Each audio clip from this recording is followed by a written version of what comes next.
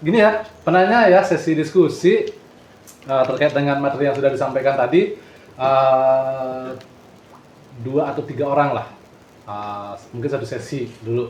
Karena dari pembicaraan tadi dari narasumber itu sudah sangat jelas sekali sih sebenarnya tentang menceritakan eh, dari sudut pandang masing-masing persoalan heritage gitu. Oke, dipersilakan jika ada yang ingin menanggapi. Yang dulu. Perlu mic-nya nggak? Beneran. Ah, serius? Oh, itu putar. Mic-nya perlu. Ya.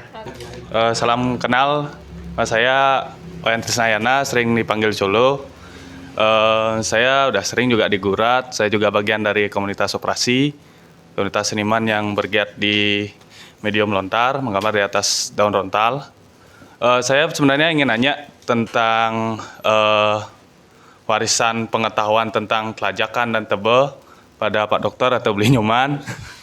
Pada kenyataannya kan saya di Pejang sekarang, bilanglah punya tebe, punya telajakan. Tapi mereka lebih memilih mengontrakkan ketimbang mengolahnya, karena pemikirannya juga nanti uangnya juga untuk kebutuhan sehari-harian, untuk kegiatan dan lain sebagainya, untuk memenuhi kegiatan mereka. Apakah itu merupakan bentuk lain dari pengembangan pengetahuan tersebut, atau malah ini menjadi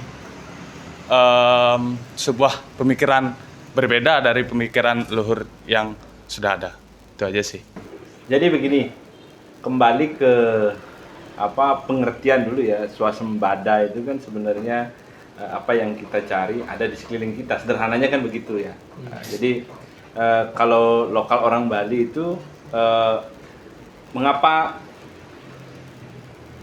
kita lihat dari bebantenan, contoh dari beberapa sarana upakara kita ya, daerah pegunungan itu pasti dia menggunakan dedaunan untuk proses upacaranya, karena memang di sekelilingnya tidak ada busung, tidak ada kelapa yang dia gunakan. Termasuk cara pelaksanaan upacaranya pun berbeda. Biasanya ketika piodalan itu dilakukan malam hari, karena pagi harinya mereka harus bekerja, dia harus pada malam harinya baru mereka bisa berkumpul untuk melakukan piodalan. Termasuk yang di hilir ya, di tengah juga sama. Kalau di tengah jarang memakai daun, pasti dia memakai busung dan lain sebagainya. Nah, itu menandakan bahwa apa yang ada di sekelilingnya itu yang digunakan untuk sarana upakaranya. Jadi sesederhana itu sebenarnya. Nah, memang belakangan ini ada perubahan paradigma sesungguhnya. Hari ini kita di Bali ya, sedang ada di persimpangan jalan. Di satu sisi ketika dikontrakkan itu mungkin kalau dibelikan busung bisa berjuta-juta truk bisa dapat busung kan gitu ya, dibandingkan dengan menanam dan mengolahnya, karena tebe di daerah-daerah yang disampaikan tadi kan mahal-mahal semua gitu, pemandangannya indah dan lain sebagainya. Ya kita tidak bisa menyalahkan hal itu gitu, tetapi konsekuensinya adalah kita akan terjadi pada satu sisi ketika nanti di stop. Kan kebanyakan busung itu atau kebutuhan kita kan dari Jawa. Suatu ketika di stop, bukan di stop ya, artinya ada bencana, ada apa, pasti kita akan kekurangan di sini. Itu akan menjadi bencana. Punya uang tapi tempat membeli tidak ada kan susah juga. Nah ini yang perlu diimbangi. Artinya dikontrakkan silahkan, tetapi juga harus dipikirkan. Bahkan kan terakhir saya baca di koran, Banyuwangi mengeluarkan perda larangan untuk mencari daun busuk karena itu merusak pohon kelapa, merusak buah kelapa. Sehingga yang terjadi setelah di stop, apa yang terjadi? Busung mahal, harga canang mahal kan? Karena memang kita ketergantungan. Termasuk pisang sama, semua datang dari tetangga kita. Bukan itu salah, tetapi itu kan dalam konteks cakra yadnya kita, perputaran ekonomi karena yadnya, itu kan bagus sebenarnya. Jadi kita bisa berbagi dengan tetangga kita, dengan siapapun yang hidup di Bali kan karena yadnya gitu. Nah, tetapi kan persoalannya pada hari-hari tertentu, pada kondisi tertentu, ini yang berbahaya bagi kita. Sehingga kita tidak bisa melakukan upacara karena persoalan-persoalan tadi, persoalan-persoalan politik, persoalan bencana dan lain sebagainya. Memang ke depan penting sekali, misalnya sekarang yang terjadi kan adalah banyak lahan-lahan yang dibeli tetapi ditelantarkan. Kenapa tidak diambil oleh Desa Pakraman misalnya, bahwa ditanami pohon-pohon yang lebih berguna, ketika dipakai ya monggo silahkan gitu. Itu kan jauh lebih berguna. Misalnya kalau apa namanya Tebe tadi sudah disewakan, mungkin ada yang lebih bagus yang tapi bertahun-tahun kan ada tanah yang bertahun-tahun tidak pernah diapa-apakan, tidak produktif. Kenapa itu tidak diambil alih gitu? Misalnya dengan ditanami pohon kelapa kan dulu sempat ada di Bali TV itu ya, tanamlah pohon kelapa kan gitu ya. Kelapa daksina. Kelapa daksina. Gitu. Itu bagi saya itu keren ya idenya, karena memang dia melihat dari hulu sampai hilirnya apa yang terjadi gitu. Nah, sekali lagi kan di akhir pemaparan saya bahwa ke depan itu kita penting menggali kembali pemikiran-pemikiran leluhur kita, tetapi yang penting juga adalah mengkomparasi kekinian apa yang terjadi. Misalnya ketika tidak punya lahan ya kita pakai hidroponik kan bisa. Tetapi hidroponik yang sesuai dengan kebutuhan kita. Apa misalnya minimal cabai, bunga-bungaan kita tidak membeli gitu. Kelapa kalau misalnya bisa di hidroponik gitu kan. Kalau misalnya kan gitu. Kalau tidak ya kita cari solusi yang lain. Jadi sederhana itu sebenarnya. Jadi saya ingin menyampaikan hal itu. Termasuk juga yang terakhir yang sangat menarik saya dengar ketika Jokowi mengatakan bahwa Indonesia kekurangan makan buah itu loh. Indonesia sangat minim makan buah gitu. Orang Bali kan sebenarnya Sing Purnama, Bila, Manggar Kasih, itu semua buah. Udah cemengan terus begitu kan berulang. Artinya itu kan memberi bahwa kita nggak kekurangan makan buah kok, sepanjang memang lungsurannya dimakan. Itu persoalannya kadang-kadang setelah maturan beli makanan yang lain padahal ada lungsuran, kan itu persoalan gitu loh. Makanya apa yang kita lakukan, pemikiran-pemikiran ini coba deh komparasi dengan ilmu-ilmu modern, apa yang ada di sekeliling kita, semua bermanfaat. Tetapi jangan konotasinya bahwa yang sengkene nyanan bisa kerauhan dan lain sebagainya itu ya ditinggalkan. Tetapi lebih kepada hal yang modern seperti tadi. Sehingga bagi saya swasembada pangan itu lebih kepada memenuhi kebutuhan diri sendiri. Sehingga kita tidak bergantung. Ketika kita sudah seperti itu ya berarti aman. Apapun terjadi kita masih bisa tetap beriatnya. Mungkin itu sih ya. Jadi saya tidak bisa jangan disewakan itu. Saya bisa saya mengkep jadi belakang. Bisa diserang developer. Itu kira-kira ya. Tapi kalau ada telajakan itu dimanfaatkan lebih baik ya. Oke, yang lain kira-kira sambil menunggu saya yang bertanya ya. Boleh. Kira-kira di dalam konteks heritage kota gitu yang pernah Savitri singgahi gitu kan, penataannya gimana sih, ada aturan jelas nggak, atau dalam artian cara mereka menata gitu?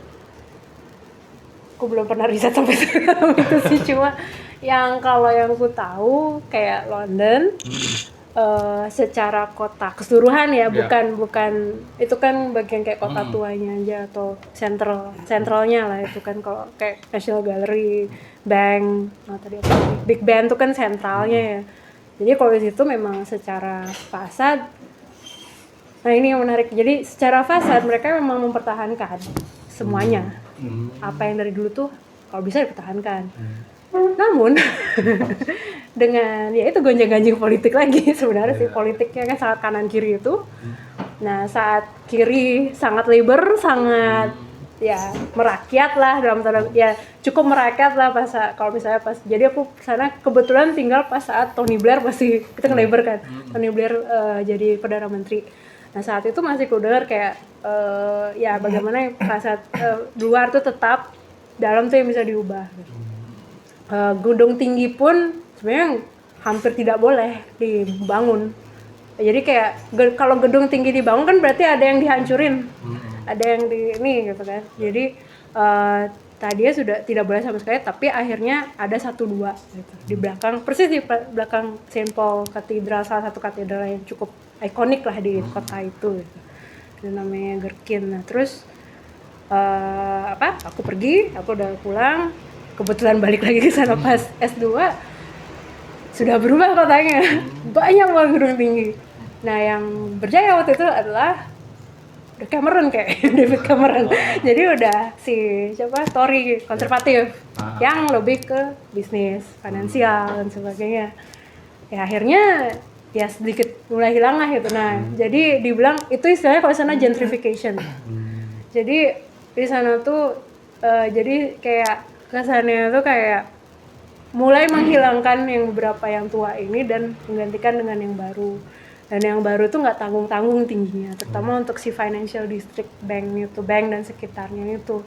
Nah itu sekarang nggak tahu ya sekarang ya, tapi pas zaman aku nyampe sana itu ada satu di bagian selatan Thamesnya, River Thamesnya, di bagian London Bridge itu ada namanya The Shard. Nah itu yang paling tinggi. Mungkin sekarang kalau nonton film-film yang berbasis di London pasti kelihatan tuh paling tinggi.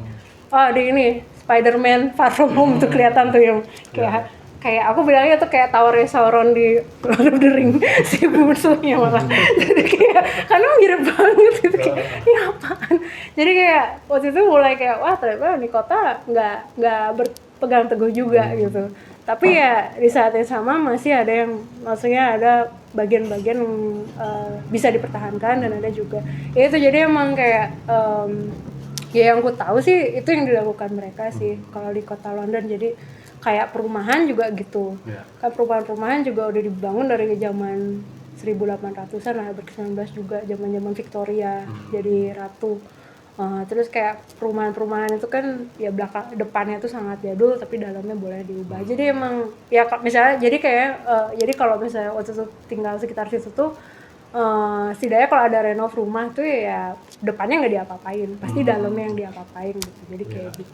Jadi yang ku tahu tuh begitu. Oke. Nah kalau untuk Yadu sendiri, ini kan tadi banyak sekali disampaikan ya bahwa tinggalan di Denpasar tuh cukup banyak gitu dan sangat banyak justru. Itu yang baru terdata gitu kan. Yang belum lagi yang belum terdata itu sangat banyak sekali. Tadi kan sudah diperlihatkan upaya mapping gitu, mapping mapping dari anggaplah site ya, sites dari di mana benda itu ada. Gitu. Nah, kira-kira untuk hasil akhirnya gitu, bagaimana mempublish ini agar masyarakat tahu sebenarnya bahwa heritage di dalam kota itu sendiri dalam konteks arkeologi gitu tidak hanya persoalan di pusat pemerintahan aja gitu, justru menyebar dia gitu. Nah, upaya apa yang dilakukan atau ada pengaruh politiknya nggak kira-kira seperti yang pengalaman sudut pandangnya Fitri ketika di luar gitu? Gitu Ya. Itu aja belum. Wah ya semua. Jadi gini. Jadi sebenarnya kan itu sebenarnya upaya publikasi sebenarnya terkait dengan kita berbicara, kita menemukan gitu objek-objek tadi itu, sedangkan informasi terkait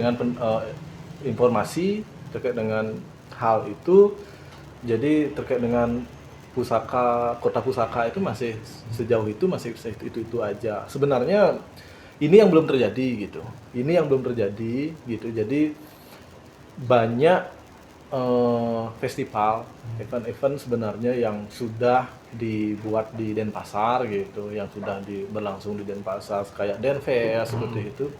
Dan sebenarnya Denfest itu kan sebenarnya menguatkan karakter kota pusaka sebenarnya, makanya diambil di venue-nya di Catusrata, di pusat kota dan sebagainya itu. Jadi di dalam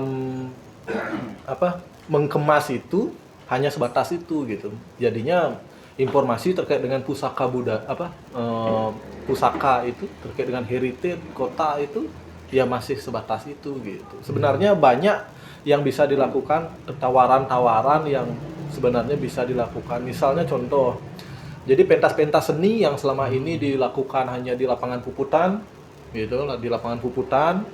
Jadi kan sebenarnya bisa sebagai media promosi itu bisa dilakukan di Puro Mospet Grenceng itu sebagai latar seperti itu. Terus misalnya di Blanjong gitu, di Puro sebagai latar gitu sebenarnya. Banyak hal-hal seperti itu sebenarnya yang bisa dilakukan. Sebenarnya kekreatifan dari pemangku kebijakan saja sebenarnya. Gitu. Sebenarnya kegiatan festival di istilahnya di Denpasar tuh banyak sekali festival. Sekarang sedang berlangsung di Sanur, di Wonosaru festival seperti itu. Belum lagi Panjar akan datang. Blanjong gitu, letaknya di Sanur gitu. Tapi kan tersentuh ya. Kan nggak pernah mengarah ke sana gitu. Modalnya saya takut juga berbicara gitu. Jadi itu mengarah ke apa? Padahal mereka yang memiliki gitu.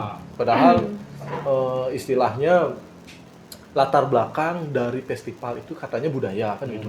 Budaya yang mana kan gitu sekarang. Padahal heritage-nya dia itu tinggalan budayanya mereka itu sudah jelas-jelas, misalnya di Sanur itu yang sekarang sedang berlangsung, Mertasari gitu. Ada Panjer istilahnya dan sebagainya. Pemecutan gitu.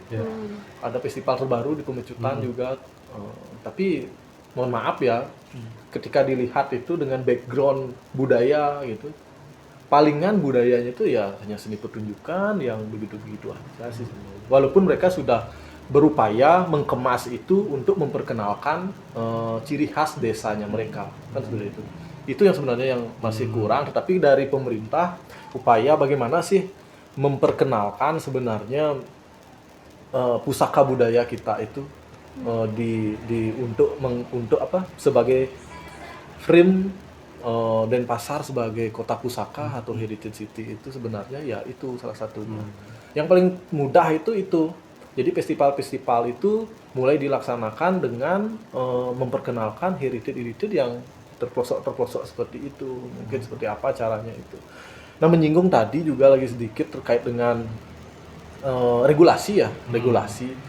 Sebenarnya ada timpang tindih sebenarnya. Jadi regulasi terkait dengan heritage itu banyak gini, apa istilahnya tidak sesuai gitu. Misal contoh ada permen tentang bangunan gedung cagar budaya, tapi nggak pernah di Denpasar ya, nggak pernah diberlakukan. Mungkin di daerah oke lah gitu, di daerah lain di Jakarta, di Bandung, di semua regulasi mereka punya. Terus yang terakhir di Kota Denpasar terbit Perda itu tentang kawasan cagar budaya Gajah Mada gitu kalau nggak salah. Kalau berbicara masalah Gajah Mada kan pengertiannya tadi itu jadi objek yang sudah ditetapkan baru disebut sebagai cagar budaya melalui proses apa? Melalui proses pengkajian, tetapi sudah disebut sebagai kawasan Gajah Mada. Kalau kawasan Gajah Mada itu pengertiannya kan sudah terdiri dari lebih dari 2 situs gitu. Tapi Perda itu turun, isinya tentang itu, mengatur tentang regulasi penataan kawasan Gajah Mada. Kenapa Gajah Mada? Sedangkan di dalamnya itu dimasukkan Puri Jero Kute masuk, Puro Grenceng Mospait Grenceng masuk, terus Ina Bali masuk. Kenapa kawasan Gajah Mada? Sedangkan Gajah Mada itu kan nama jalan yang lurus itu, gitu. Kenapa nggak mungkin Kota Tua Denpasar atau apa ya gitu nanti kita gitu. Itu yang sebenarnya nyambung yang apa tanggapan itu sih sebenarnya bagaimana sih upaya dan sebagainya itu ada sebenarnya sudah upaya pengeluaran perda regulasi yang untuk mengatur tata kelola itu tapi agak seperti itulah gitu karena di dalam perda itu kan dimuat istilah zonasi zonasi inti penyangga penunjang lah, kok Mospait masuk di sini gitu sedangkan kenapa namanya Gajah Mada gitu? Kan itu jalan Gajah Mada kan nepeng itu aja. Yang jalan Arjuna, Kartini, itu kan heritage ada di sana. Gimana caranya mengakomodir itu? Sama istilahnya kawasan Trowulan gitu sebagai Majapahit. Ya memang wilayah itu disebut dengan Trowulan, memang sebagai wilayah Trowulan. Seperti itu aja sebenarnya. Ya. Cuman memang agak aneh sih ya. Kenapa Gajah Mada dan kenapa patungnya baru gitu. Dan anehnya lagi kenapa nama tukatnya tukat Korea gitu. No comment. Iya, tukat Mada, tukat Badung itu yang di Gajah Mada itu namanya tukat Korea. Karena kayak di Korea. Itulah. Oke, selanjutnya ya sedikit terkait dengan lagi sedikit ya mungkin ya terkait dengan heritage kita di kota dan terkait juga dengan pustaka gitu ya. Semua orang sih di sini ya sekiranya mengetahui dan hampir sebagian besar jebolan sempat hidup di Singaraja dulu. Singaraja itu kan banyak sekali bangunan-bangunan lama heritage gitu ya.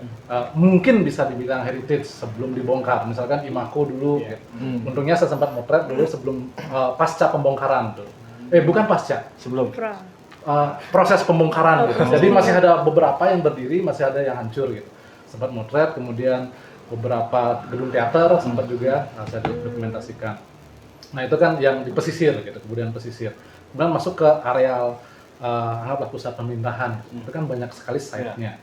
Salah satunya itu Gedung Kirtil. Gitu. Gedung Kirtil, ada Museum Buleleng gitu. Nah, itu bagaimana sih menurut Dit dari sudut pandang sistem pengetahuan itu kan sebenarnya harusnya terjadi di sana gitu. Pengoptimalisasian dari pusaka dan pustaka itu di Singaraja gitu. Pertama kan saya bersyukur lahir di Buleleng sebenarnya ya. Pertama kan kalau kita lihat bahwa kemajuan berpikir itu kan pertama itu di Di Buleleng. sana ya.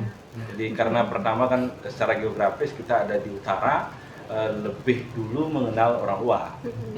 Jadi itu yang membuat orang Buleleng itu terbuka gitu. Nah, karena terlalu terbuka mungkin lupa gitu.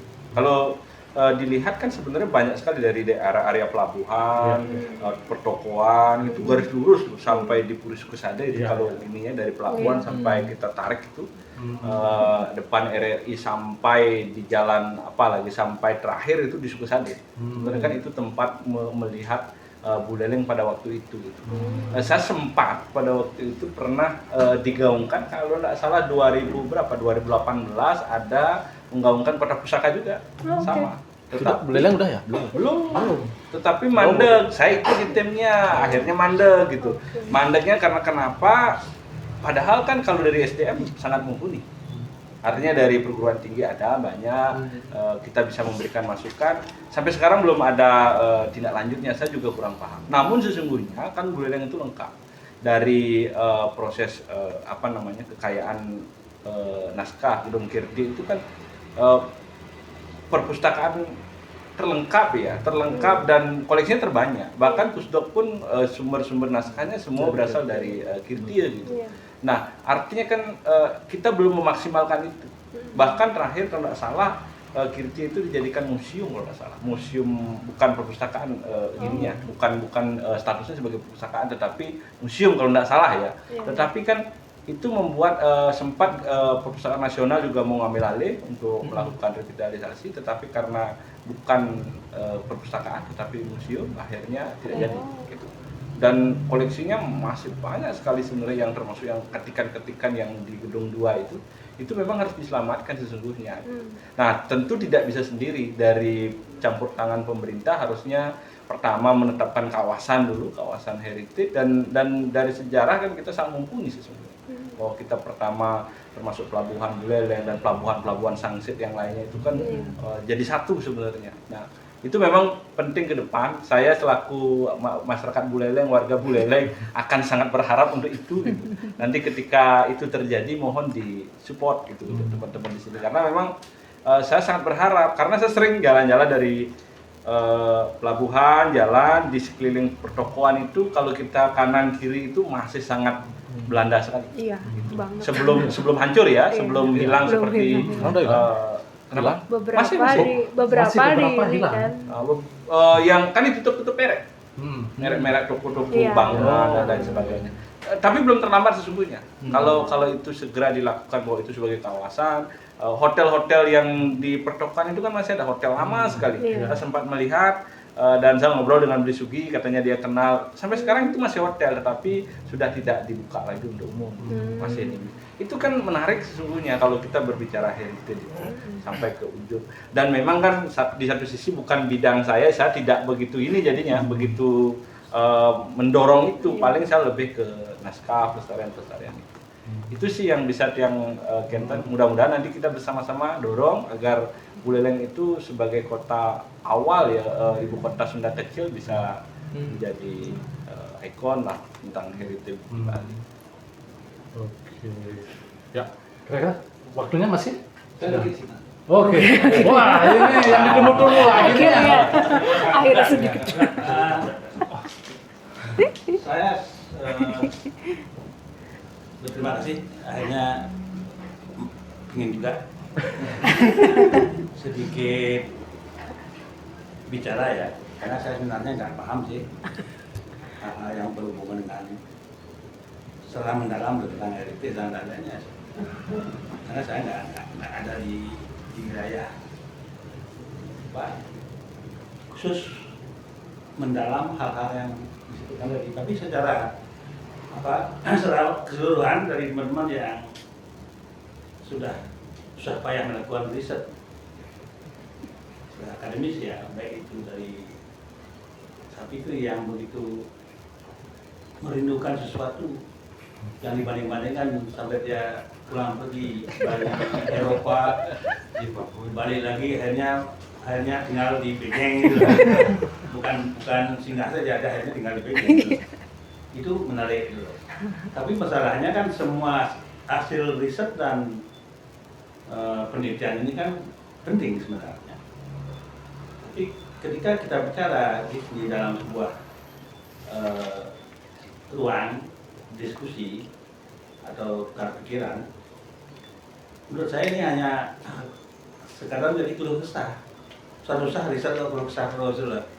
Masalahnya adalah apa yang didapat dari hasil penelitian itu sebenarnya seharusnya bisa terrealisasi dengan baik di ranah bagaimana mengembangkan Bali secara lebih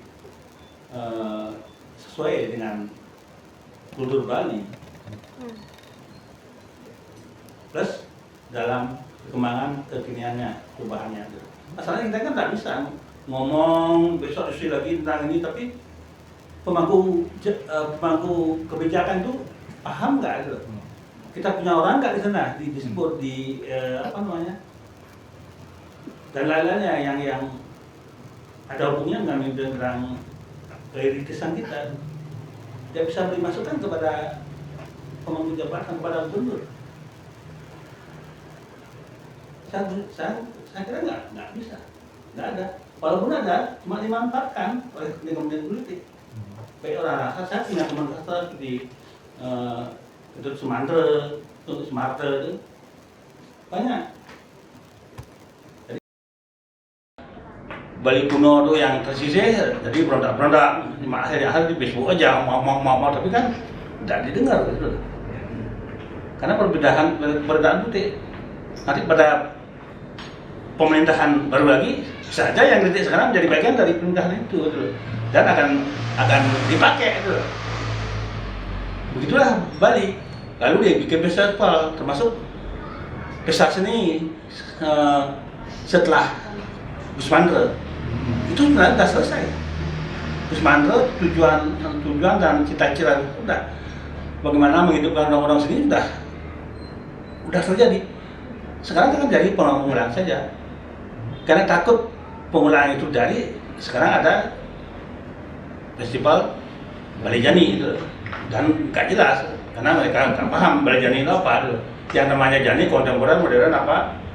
Yang kita tahu kan ini seperti ini tarian baru, ini lukisan, ini apa namanya kreasi baru itu kan tidak ada hubungannya dengan bagaimana kita mau bicara tentang globaan gitu. Itu kan berbahaya, kita menjadi bagian yang berpura-pura terus tapi tidak nyampe dalam wacana. Ada festival dan pes, ada pesan seperti dikatakan tadi, kenapa wilayah heritage itu enggak terbaca dengan jelas, padahal jalan besar punya banyak. Kenapa cuma dimanfaatkan jalan besar untuk jualan? Disebut heritage itu heritage, itu adalah kota lama sebenarnya. Jalan besar itu kota lama, belum heritage katanya si apa namanya itu tadi. Terus pakai istilah catur apa namanya? Catur kata. Ya, itu kan udah nggak ada. Orang semua udah menjadi kantor gubernur dan lain-lainnya. Apakah masyarakat itu tahu itu bekas puri? Apa di lapangan Kabupaten Badung apa? Kenapa? Jadi kita ketahui catur sepatu itu kan di mana-mana, di Sukawati, di Gianyar ada. Sukawati kasusnya juga sama, di Gianyar sama, di Ubud juga sama. Pasar tradisi digusur, jadi dibikin pasar seolah-olah tradisi, sebenarnya alih-alih tradisi. Saya kira itu sudah ada kontraktor apa, ada investor yang mesen itu. Nah itu masalah-masalah kita banyak itu loh. Kita dihancurkan oleh program yang cenderung kapital jadinya tuh.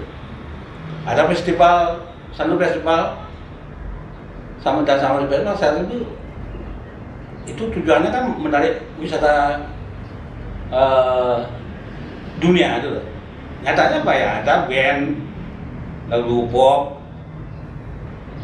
Kalau main sana nggak ada turis yang limbang-limbang nonton euforia masyarakat yang tak ada hubungannya aja. Tujuan secara politis pemerintahan nggak ada, nggak tercapai itu. Dan masyarakat nggak gitu. Sama dengan pesta seni, orang kesana ya cuma bikin tahu aja. Oh, di sini ada kuliner tradisi perempuan lapak dan lain-lain. Tapi orang-orang desa yang datang tak mau beli kelapa, dia beli es krim kok.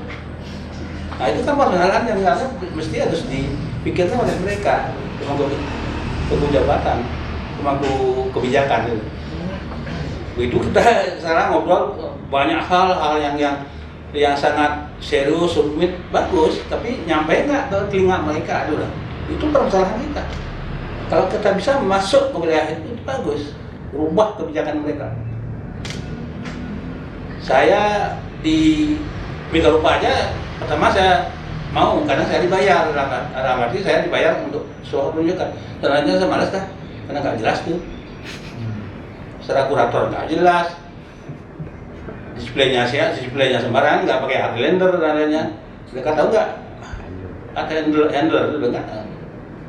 Cari gampang. Yang penting dapat tempat, terus yang bacaannya terserah galeri yang dipinjam itu loh. Hadirin amburadul semua. Selalu begitu, semua hal-hal yang ya seolah-olah itu dikerjakan dengan amburadul, seolah-olah saja. Yang penting ramai, yang penting sukses lama Pak. Sukses proyeknya saya kira itu. Nah itu permasalahan kita dibagi itu buatnya itu. Juga pengambil kapital itu ke masyarakat umum juga banyak, kasus-kasus menjual kerajaan gitu. Saya sendiri sebenarnya pekarangan saya itu ada tebelnya tuh, tebelnya ada jakelnya, ada pohon macam-macam ada. Karena saya seorang perupa, saya butuh studio, saya hapus itu tebel saya jadiin studio tuh. Tapi saya pikir nggak salah juga. Tapi saya paham bagaimana nanti mengelola sesuatu itu kepentingan untuk adat itu.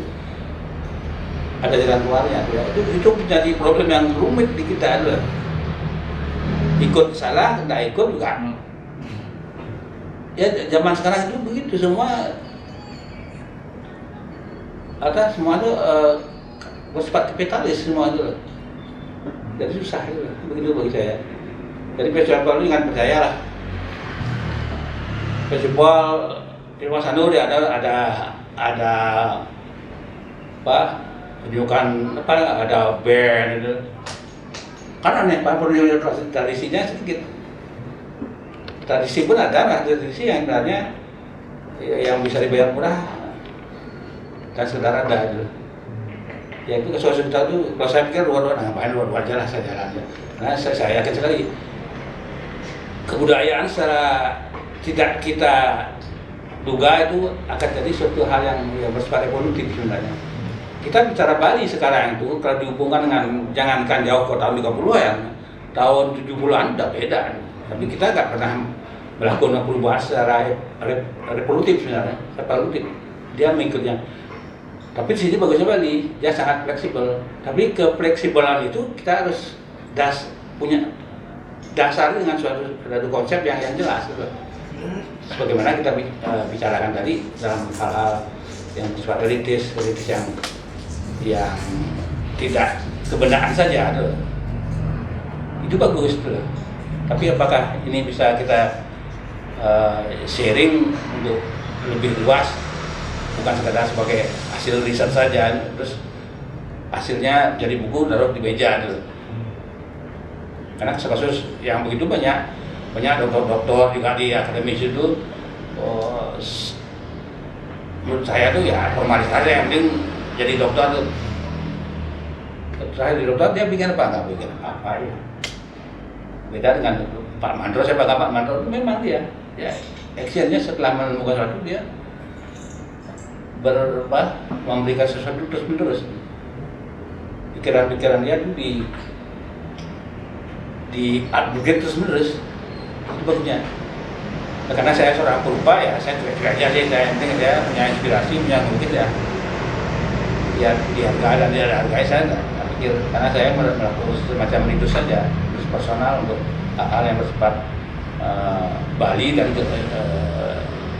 kekiniannya. Demikian dari saya, terima kasih.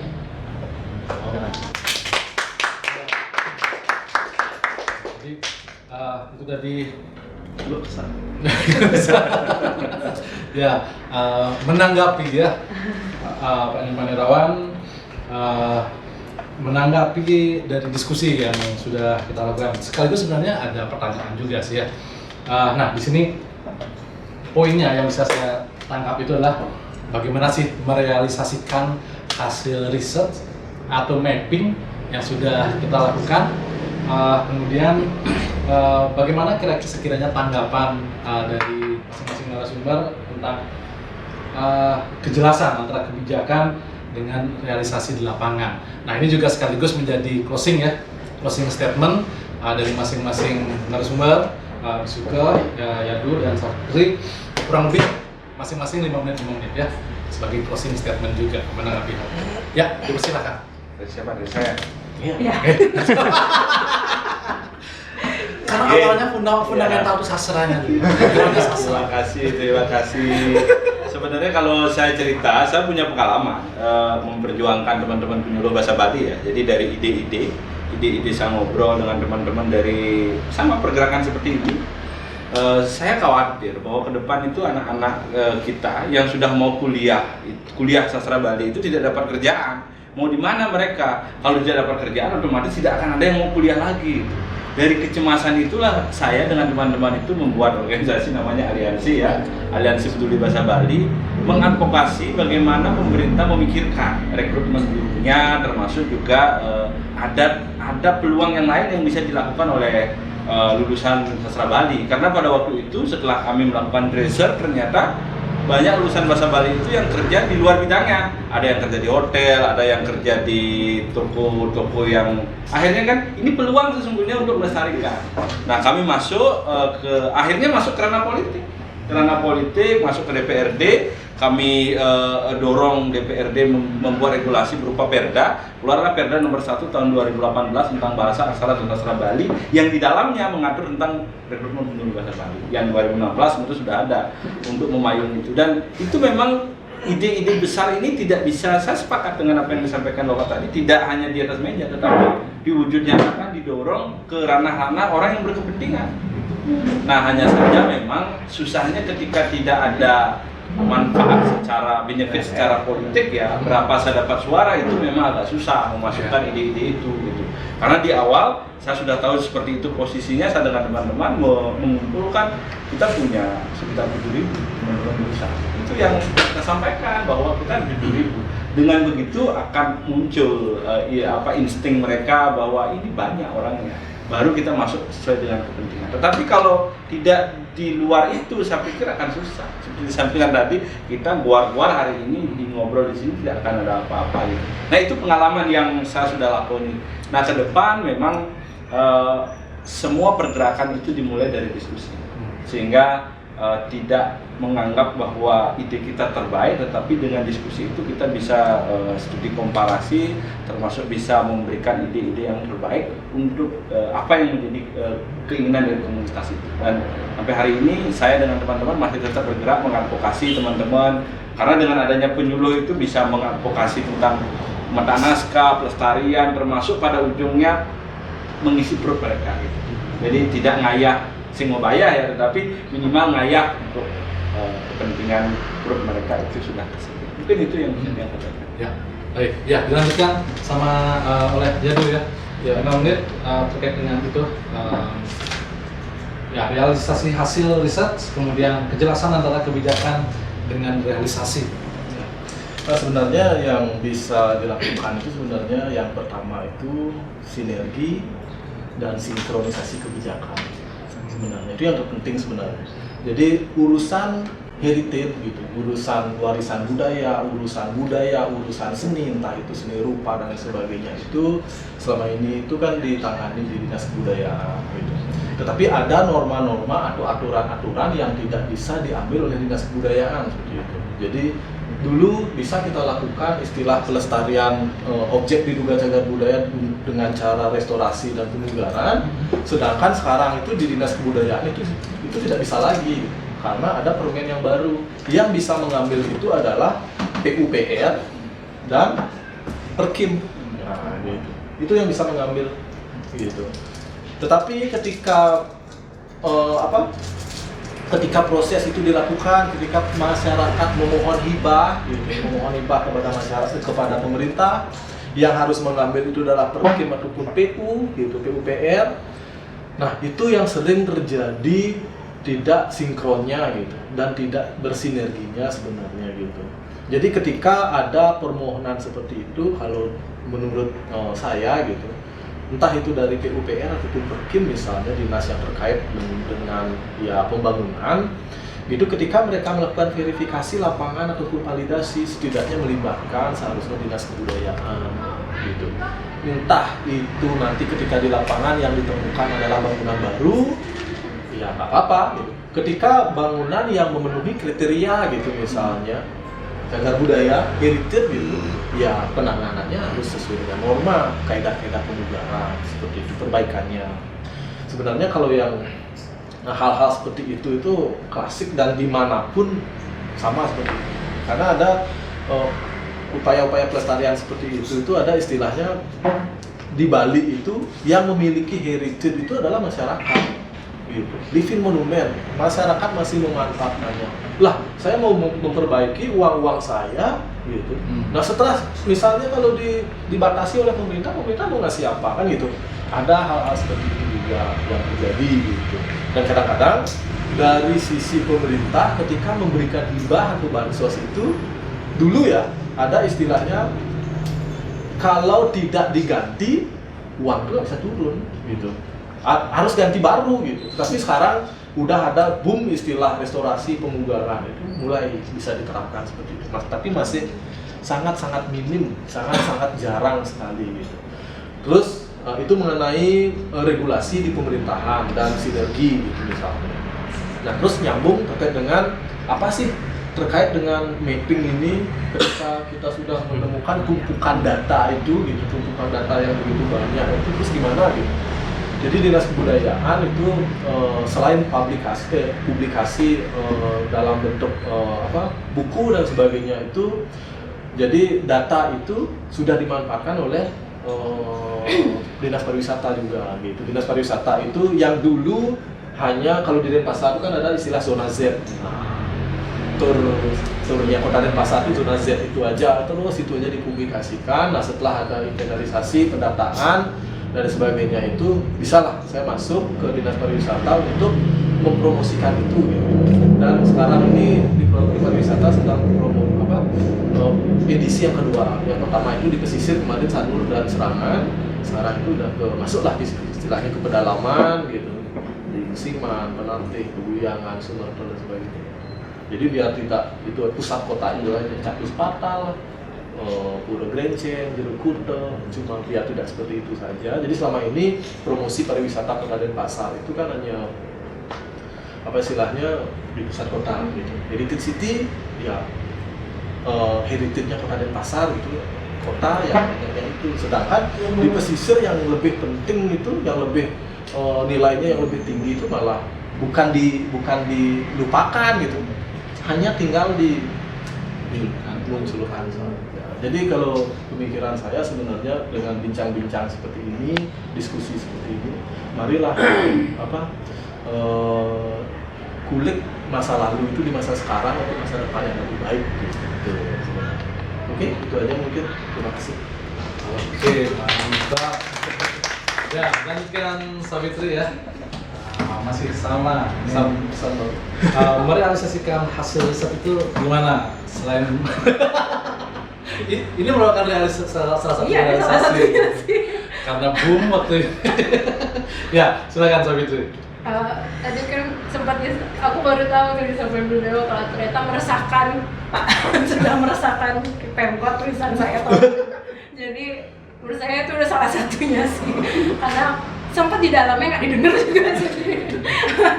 Jadi ya jujur pernah di dalamnya dan udah di dalamnya nggak didengar juga ya gimana gitu kan, itu posisi saya dulu. Tapi ya ternyata setelah tulisan ini ternyata baru tahu ya syukur juga lihat gitu maksudnya.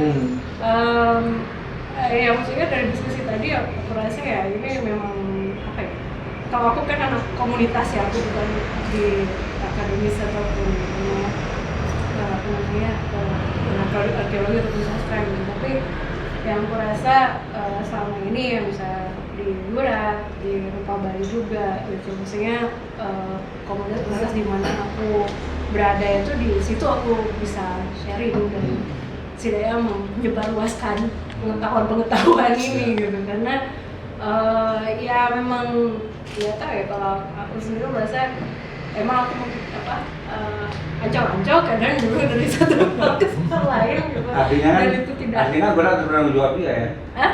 Berat harus bertanggung jawab juga ya. Ini salah satu bentuk jawaban. Berat dari bantuan Savitri, tapi nggak di sharing gitu. Ya ini salah satunya kan kali YouTube gitu. Ya mudah-mudahan ya didengar gitu sih.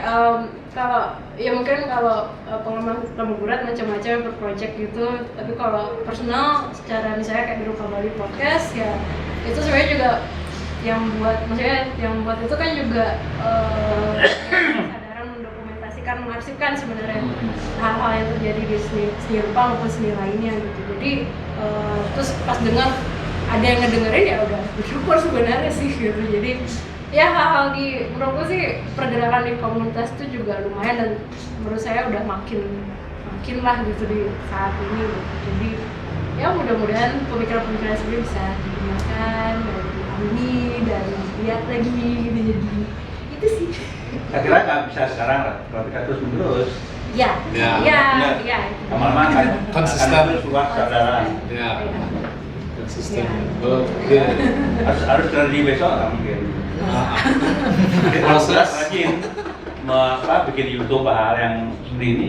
Orang kan baca, lama-lama Ya. mereka tercerahkan. Iya. Oke. Sekian tahun lagi gitu lah. Nah, mudah itu yang penting itu. Iya. Ya. Oke, jadi itu tadi ya pemaparan dari 3 narasumber kita. Nah, jadi bisa saya simpulkan sedikit secara mengeneral dari apa yang sudah kita bicarakan, persoalan heritage gitu ya, bahwa heritage itu ya persoalan yang kompleks tentang sistem pengetahuan, tata kota, spirit kebudayaan yang di dalam perjalanannya itu tentu sangat terkait, sangat fluktuatif gitu, naik turun, kadang naik, kadang turun, ya tergantung dari situasi politik yang sedang berlangsung gitu. Nah, jadi selain itu juga ya terkait dengan bagaimana kebijakan atau regulasi itu dijalankan, kemudian evaluasinya bagaimana gitu. Nah, jadi apa yang bisa kita lakukan adalah selain pengarsipan itulah ya mempublikasikan, menarasikan hal-hal itu tentu untuk tujuan yang lebih baik seperti itu. Nah, jadi itu yang bisa saya simpulkan untuk Ngortegeles edisi keempat gitu ya, tentang heritage dari kota, arkeologi dan sastra. Oke, sebelum saya tutup di sini saya ingin menyampaikan untuk Ngortegeles yang edisi kelima sebentar lagi itu akan berlangsung. Topiknya tentang jadi art handler di Bali, siapa takut? Ini hal yang menarik juga nih, karena di Bali itu nggak banyak yang mau jadi art handler gitu. Semuanya ingin jadi seniman gitu. Semuanya nggak mau yang menjadi setengah seniman, setengah Kayaknya itu kalimat kelompok yang ketakutan ini. Tapi kan Iya. Apalagi di zaman kontemporer, Bapak. kita takut tidak melakukan gitu. Iya. Mungkin lakunya itu semua kasus itu. Ya, jadi itu ya. Itu nanti kita akan masuk ke sesi berikutnya tentang Ngortegeles kelas 5 ya. Di sana di sini pembicaranya itu adalah sahabat saya juga, pendiri ya bisa dikatakan sebagai penggagas art handler di Bali yang namanya ini manis sekali gitu ya, penawar racun. Art handler Bali, the first art handler in Bali, yang penawar racun oleh Agus Mediana Cupruk ya, dan nanti hostnya itu Ketut Nugi. Ini orangnya. Ya. Itu baik, itu saja dari saya sambil siap-siap untuk ngobrol gelas yang kelima yang menampilkan Agus Cupruk. Saya ingin mengucapkan terima kasih banyak kepada ketiga narasumber, terutama Bisuke, Pak Dokter ya. Dari Singaraja ke sini. Saya berterima kasih banyak sekali. Akhirnya ngobrol sebelumnya di pasar Buleleng, kemudian sampai di sini juga di tempat ini. Nanti akan ada bincang-bincang lagi di Bali Utara lagi ya, sambil ngopi. Dan juga terima kasih ya Bli Suka. Siap. Semua juga atas kesempatannya. Ya. Segenap Gurat juga berterima kasih kepada Bli Suka dan juga Yadu Basudewa atas mapping hasil-hasil riset yang sebenarnya kita tidak ketahui, dan pasar pun banyak sekali ada sebaran cagar budaya benda-benda arkeologis yang bisa masuk ke dalam kategori cagar budaya itu sendiri. Dan tentu saja Savitri Sasrawan yang memicu terjadinya pertemuan hari ini tentang heritage gitu. Saya sangat berterima kasih banyak. Ya, at least terima kasih banyak untuk semua narasumber kontribusinya atas Gurat Gurit 2023 seperti itu. Itu aja sih. Apa benar kata orang? Ya sudah, dengan demikian Mabalih jah. ya. Mabalih jah. Oh iya, besok ada event Mabalih Jah gitu ya, Mabalih. Lagi 2 hari. Lagi 2 hari. Besok mural itu gambar tembok gitu. Gambar temboknya di ruang Antara Studio. Kalian bisa kesini besok ikut nimbrung, dan lagi 2 hari ada Mabalih Jah gitu ya. Dan next event ada Marbar Buku gitu. Nah, itu hal yang keren, dan puncaknya itu adalah Melawar Lindung. Apa puncaknya? Puncaknya tanggal 27 ada ngeberin layangan, hasil workshop kita kemarin, melajah bareng itu. Kemudian setelah ngeberin layangan itu ada Melawar Lindung ya. Kayaknya itu sih yang saya dengar. Ayo Melawar Lindung gitu ya. Ya, oke, itu saja dari saya. Terima kasih banyak. Selamat sore, sampai jumpa di Gurat Gurit di event selanjutnya dan Gurat Gurit 2024. Terima kasih.